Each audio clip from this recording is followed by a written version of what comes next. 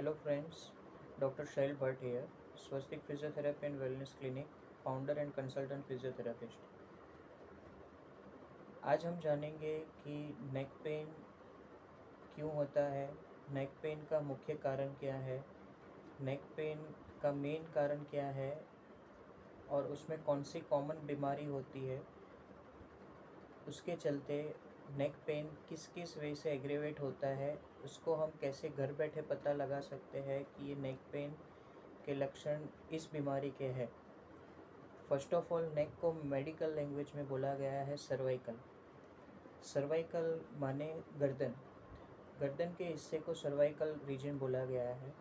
Cervical region में जो neck pain होता है वो दो कारण से हो सकता है, या तो कोई मैकेनिकल पेन हो जो कि वो ऑक्यूपेशन या आप जो रोजिंदा काम या एक्टिविटीज़ कर रहे हो उससे लिंक हो, या तो ऐसी कोई बीमारी अंदर स्ट्रक्चरल लेवल पे अंदर हो जिसके कारण पेन आ रहा है।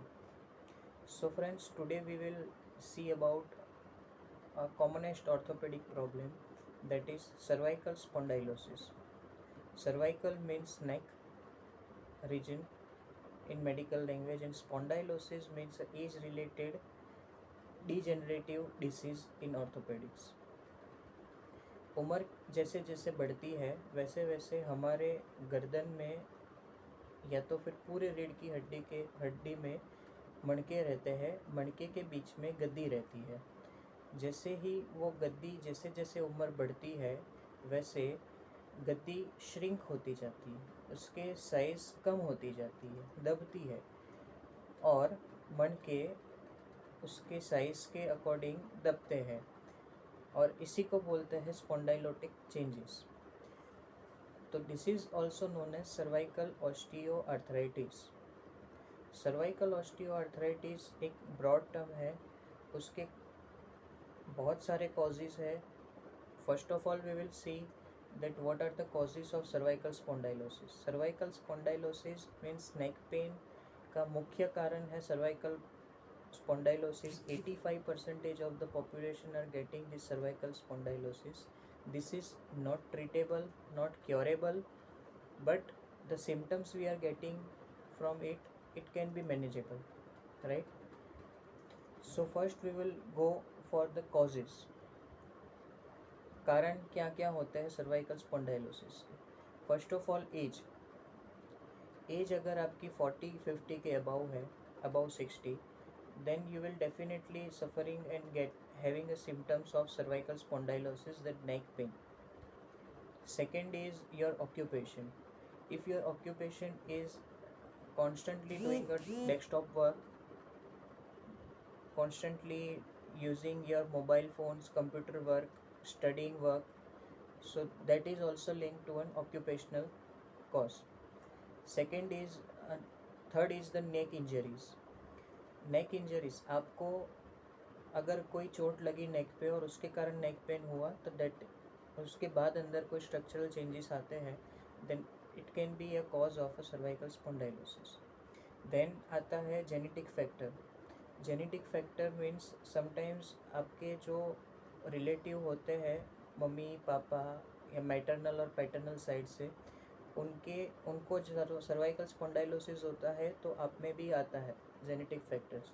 Then if you are having any abuse of smoking abuse, then also it is being linked to a neck pain. So these are some of the causes of the neck pain. आपके posture, अगर आपका उठने बैठने का आपकी गर्दन को ठीक न रखने से आपका नेक पेन हो सकता है.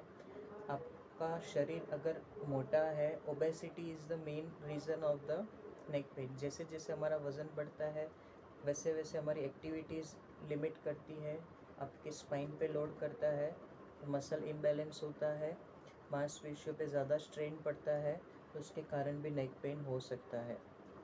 Now we will go on the signs and symptoms of the neck pain. Neck pain एक simple term है, but if we are going on the symptoms of the cervical spondylosis, then एक isolated हो जाएगा.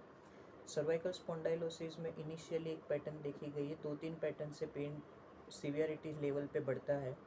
जैसे कि first of all, if you are getting only a neck pain, stiffness means गर्दन जकड़ जाती है आपकी, खाली आपको दर्द होता है, गर्दन जकड़ जाती है, आप पर्टिकुलर कोई मूवमेंट करते हो गर्दन की तो उसमें पेन होता है, तो that can be a cervical spondylosis.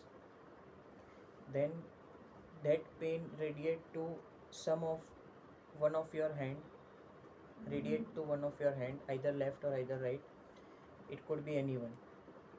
Left में भी हो सकता है, राइट में भी हो सकता है. दर्द हाथ में आना, चींटियाँ घूम रही है वैसा दर्द होना, नम हो जाना मतलब हाथ सुन्न पड़ जाना, हाथ में कमजोरी आना, ये सब लक्षण है सर्वाइकल स्पॉन्डाइलोसिस के. We are also distributing it from the vitamin B12 deficiency, vitamin D3 deficiency, उसमें भी कहीं ऐसे सिम्टम्स आते हैं. अगर सीवियरिटी बहुत बढ़ जाती है, अगर गर्दन के मणके के बीच में से गद्दी बाहर आती है और आपकी जो साइड से जो नसें जाती है उसको कंप्रेस होता है, नर्व इंट्रैपमेंट होता है, अगर नर्व रूट इंट्रैपमेंट, तो आपके हाथ में भी दर्द आ सकता है. तो उसको सर्वाइकल रेडिकुलोपैथी बोलते हैं. And that is also be manageable by physiotherapy and by some medications. So these are the symptoms of the cervical spondylosis. In some severe cases हमको थोड़ा बैलेंस इश्यू भी आता है चलने में. कई बार नेक पेन के कारण हमारे गर्दन में भी, गर्दन से दर्द ऊपर हेड के पोस्टीरियर मीन्स पीछे की तरफ जाता है, उसको बोलते हैं सर्वाइकल हेडेक. सर्वाइकल हेडेक को ब्रेन इश्यू से मिसडाइग्नोस किया जाता है by patient. So sometimes cervical pain can also leads to headache. Okay, this was the symptoms of the cervical spondylosis. अभी हम बढ़ेंगे आगे कि सर्वाइकल स्पॉन्डाइलोसिस की जांच कैसे करें कि ये सर्वाइकल स्पॉन्डाइलोसिस है. सो फॉर दैट आपको घर पे जांच नहीं करनी है. You have to consult your nearby physiotherapist and you can come at our clinic also for 100% result of cervical spondylosis. We are giving 100% result. उसमें अगर पेन का सीवियरिटी पैटर्न देख के हम पता लगा सकते हैं बाय एक्सरे, बाय MRI, ये दोनों से हम पता लगा सकते हैं. And by doing some blood test if we can set a provisional that vitamin B12 की कमी हो सकती है, विटामिन D3 की भी कमी हो सकती है, तो उसके लिए ब्लड टेस्ट भी करवाने पड़ सकते हैं. तो नेक पेन का रीज़न खाली सर्वाइकल स्पॉन्डाइलोसिस नहीं है, और भी बहुत सारी प्रॉब्लम्स है, but most commonly 85% of the people are suffering from cervical spondylosis. Initially they are not getting any symptoms, but after 50 to 60 years of age they are getting symptoms. So what are the treatment of cervical spondylosis? जैसे लक्षण थे उसको वैसे ही treat करना पड़ेगा जैसे causes थे. तो एज रिलेटेड कॉजेज़ है, तो उम्र के कारण होता है, तो इसको कभी ठीक नहीं किया जा सकता है. अगर गद्दी दब रही है, अगर मणके के बीच में घसारा हो रहा है वो तो होगा, बट उससे जो सिम्टम्स आ रहे हैं उसको मैनेज किया जा सकता है.